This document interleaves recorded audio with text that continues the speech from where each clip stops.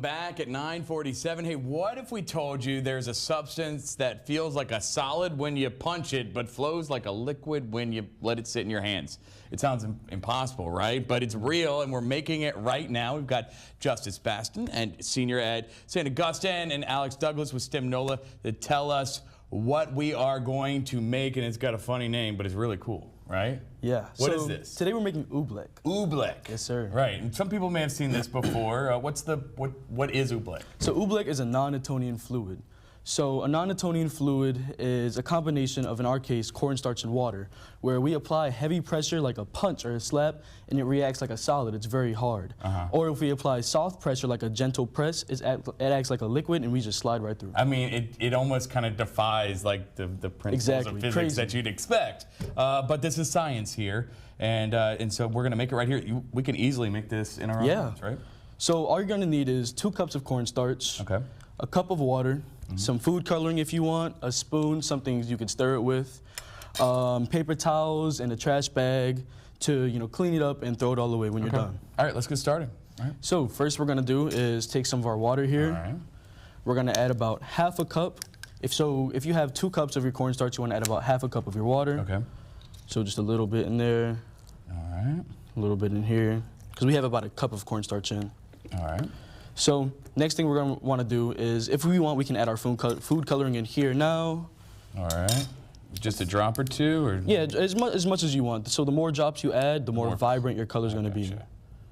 All right, let's see.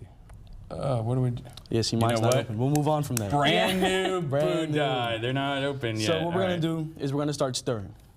Okay, I'm going to let you do that. I got to have some color on mine. You got it? Yep. So as we're stirring it, if you have too much water, like in my case I do, what you would do is add a tablespoon of cornstarch at a time till it gets to about your right consistency, your right thickness. Or if it's too watery, you would add about a tablespoon of cornstarch at a time. Is it kind of like, it's almost like making a pancake batter in a way, right? But you don't necessarily want it to come out like pancake batter. Exactly. Do you want to use mine? Yeah. Right. So I'm going to do a little trade over here. So when it gets to about, it's very thick and very hard to move with your spoon, you would use your hands and start to break it all together. So we brought some gloves.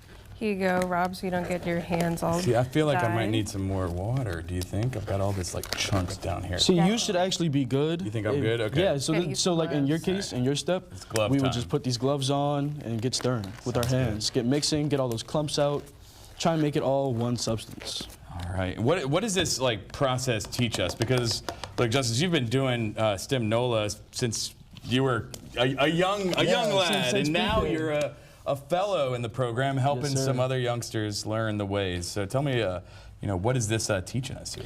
So this is teaching us just different mixtures. So we're combining water and cornstarch. Who would think that combining water and cornstarch would make a material like Oobleck? Right.